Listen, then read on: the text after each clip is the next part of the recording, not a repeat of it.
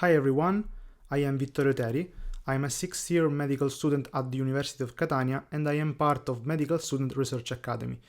Today I'm gonna present you our work titled The Impact of Preoperative Anxiety on Patients Undergoing Brain Surgery, a Systematic Review. I hope you enjoy this presentation and please forgive me for my not-so-perfect English with Sicilian accent. Preoperative anxiety is a common phenomenon exhibited by surgical patients. It is characterized by physical and psychological changes that could affect their perioperative period, such as surgical outcome and recovery. Our aim is to report and critically analyze the most up-to-date evidence on this phenomenon in brain surgery patients through a systematic review of the studies produced in the last decades. We conducted this review following PRISMA guidelines and our Polestar, the Cochrane Handbook. We searched 3 electronic medical databases and data were extracted and critically analyzed following the PICO framework. We also assessed the risk of bias and quality of the studies included via Cochrane tools and grade criteria. We excluded articles with high risk of bias or very low quality. We included 27 studies, accounting for over 2,500 brain surgery patients. It is worth noting that among these studies there were 7 randomized controlled trials and 13 prospective studies. 6 of them provided also a post-surgical follow-up. The majority of the studies dealt with resection of brain tumors. Preoperative anxiety in brain surgery patients is a very common phenomenon. The prevalence of a clinically relevant form ranged up to 89% of patients, with severe forms affecting up to 55% of patients. It was higher in women than men, and it was mainly related to the surgical outcome and anesthesia.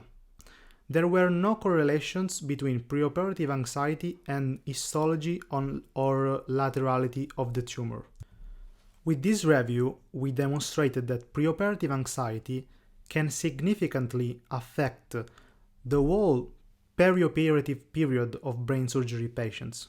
During preoperative period, it could lead to lower quality of life, cognitive performance, self-perception, or worse memory. So it can worsen the perception of patients' own capability during surgery and anesthesia. Regarding the postoperative period, it was correlated with the onset of depressive symptoms and increase of physical disability.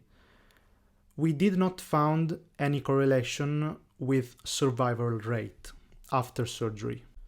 Talking about therapy, the 7 RCTs gave us some important insights, some promising results about strategies that could effectively lower preoperative anxiety levels. On the pharmacological side, pregabalin, flupirtine, and oxazepam are good alternatives to classic anxiolytics and are demonstrated safe in this population.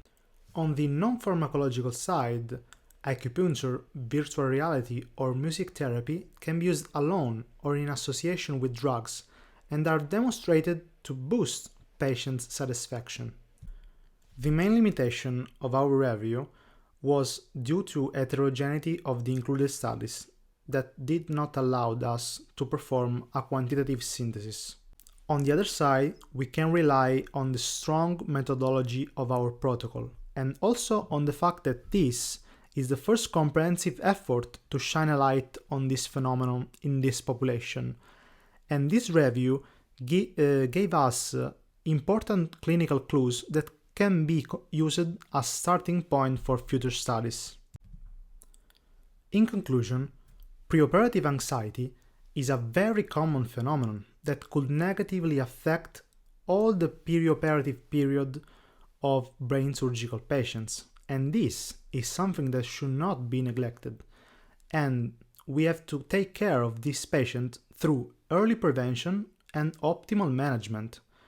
And this will also need the integration of specialized mental health professionals into the standard of care team.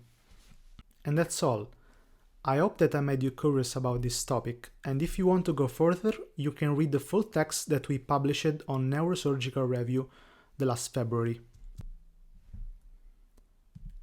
If you want, you can also tweet and tag me about this presentation or about this poster, and if you have any question or comment, you can reach me at this email.